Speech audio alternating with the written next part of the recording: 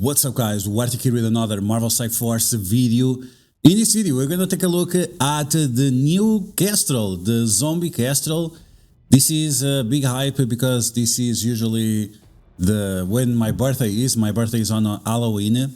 So I'm always excited to check out these zombie characters. And this is the last one of the team, and I'm wondering if the team is going to match the expectations, right? Because in the past they never had the same stats. They were always a tier behind in terms of stats, and I wonder if this time they will have the full stats plus some interesting mechanics that will work outside of Alliance War. So I'm very excited for this interdimensional undead.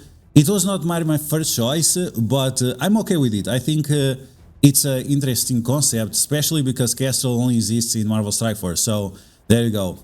So we're gonna take a look and break down if there is anything to break down in terms of the kit, see what are the possibilities, and talk about something very important, big reminder about these zombie characters. So I think it's going to be very important. So we'll say that at the end of the video. So as always, if you like the information on these videos, make sure you share it with your friends on Facebook and Discord. If you're new to my channel, make sure you subscribe for more Marvel Strike Force content, and make sure you smash that like button like a real zombie.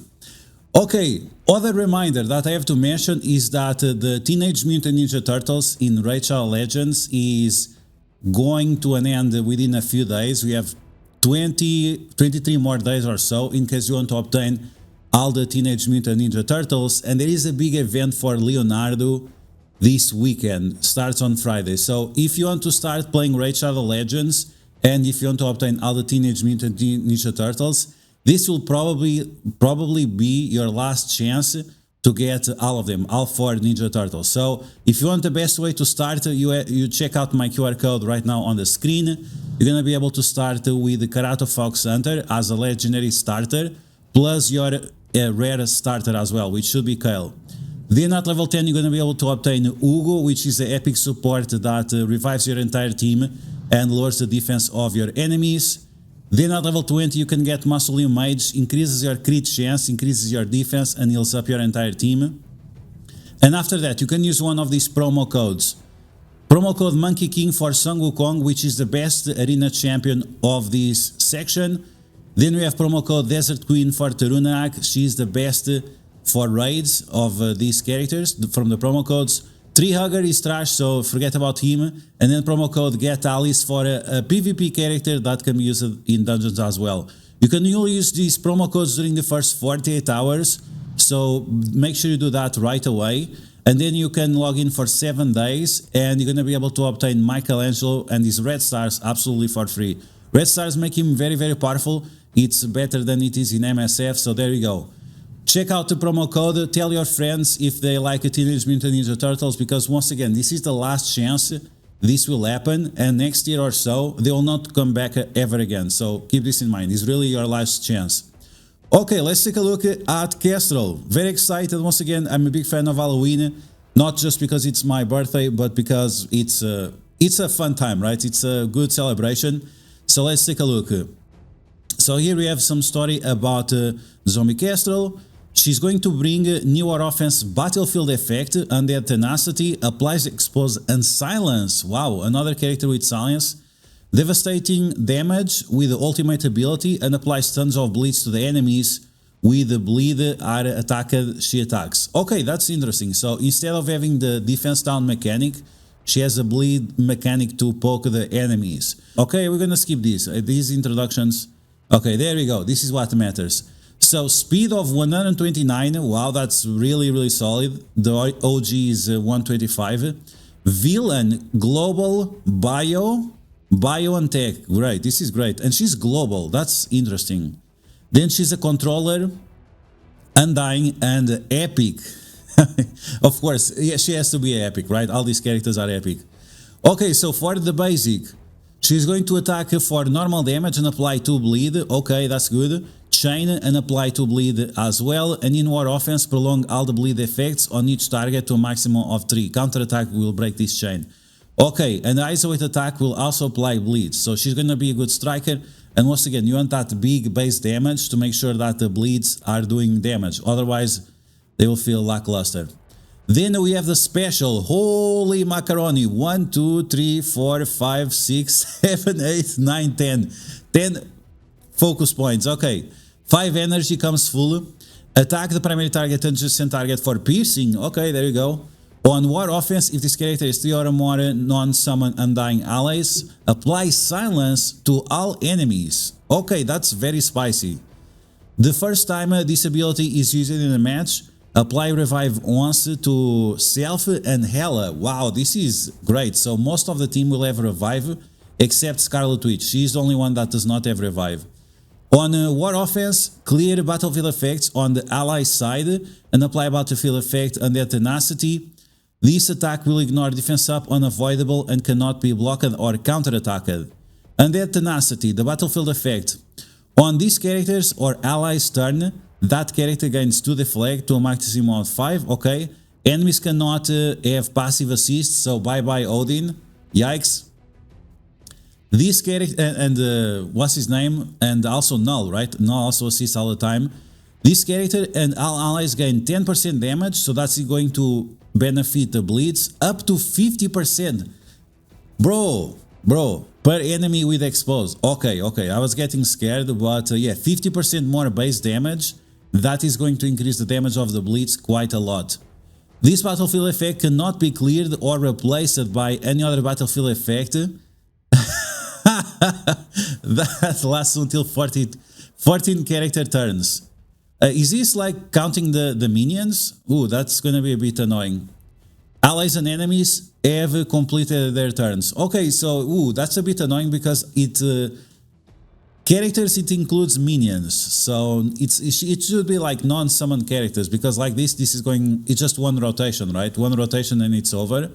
But yeah, this is definitely a very powerful battlefield effect, and now the battlefield effects come with safeguard.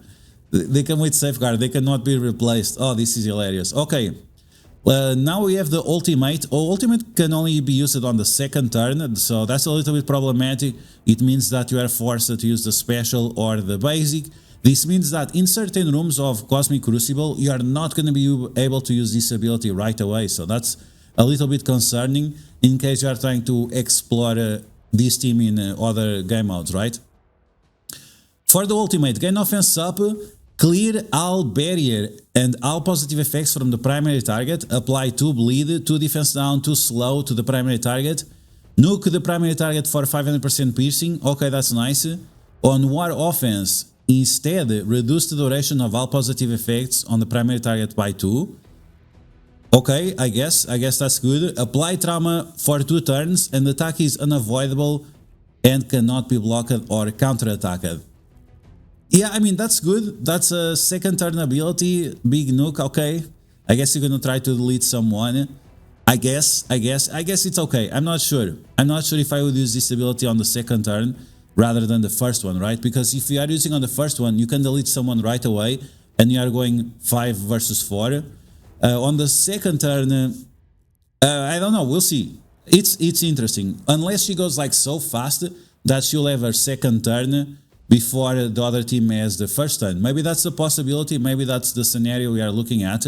That would make a lot more sense. Okay, now we have the passive. 1, 2, 3, 4, 5, 6, 7, 8, 9, 10. Here we go. Dimensional Shambler. On turn, heal self for 20, clear all negative effects. If negative effects were removed, heal for additional 5% per negative effect removal. Bro, wow.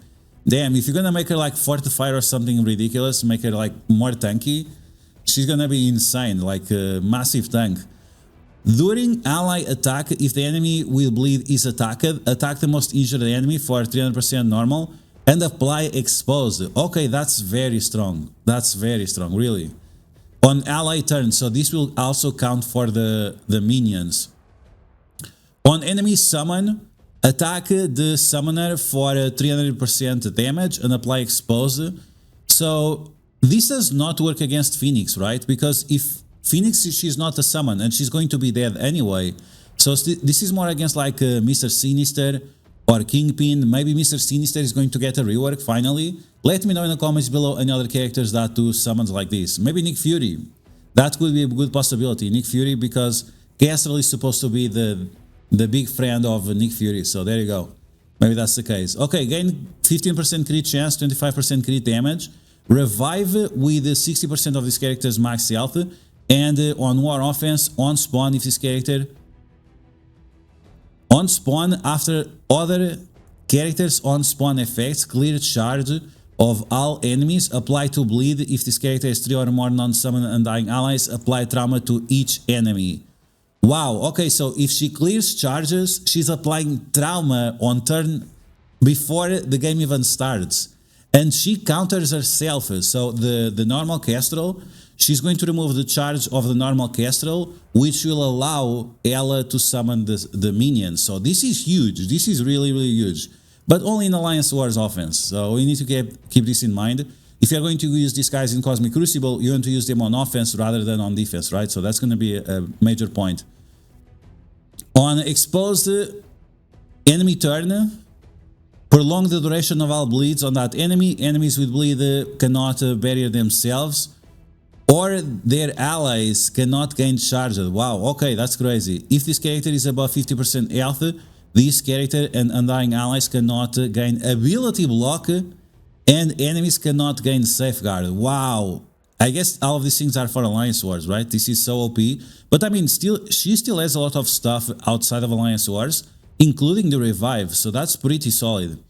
Okay, let's take a look at other characters. It seems like Zombie Iron Man is going to have a stats update. Increase the speed to 111, that's very good. We'll check out if the new stats are matching with the current characters or not. Then we have, this is what? The passive. So the passive now includes all non-undying summons. Okay, that made sense. That's the only change. Then you have Zombie Juggernaut with 260% more health. I need to see those stats. I need to, like, Zombie Juggernaut is such a good character that the increase in stats might be very relevant.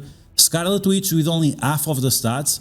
So that makes sense because she already had updated stats. So that must mean that, yeah, all of them have new updated stats. And the changes are speed of all enemies can only be increased by positive effects. So this is going to stop, this is going to be like Emma Frost, right? With the new Emma Frost. And then we have Hela with massive stats increase. Oof. So this is crazy because her stats will also influence the stats of the Greg. So I wonder if they had this in mind, right? Because last time they did this, the Greg was way too tanky and he would not even die. So I wonder if they made the same mistake or not.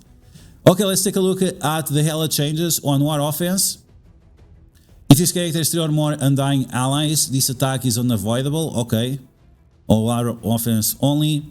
And then what we have here on new, if Kestrel is an ally, summon an additional undying Greg. Apply taunt to all undead Asgardian allies, and this is going to be in all game modes. So there you go, that's massive. The problem is that she's global and the other one is cosmic, or this one is cosmic, the other one is global, so that's a little bit unfortunate.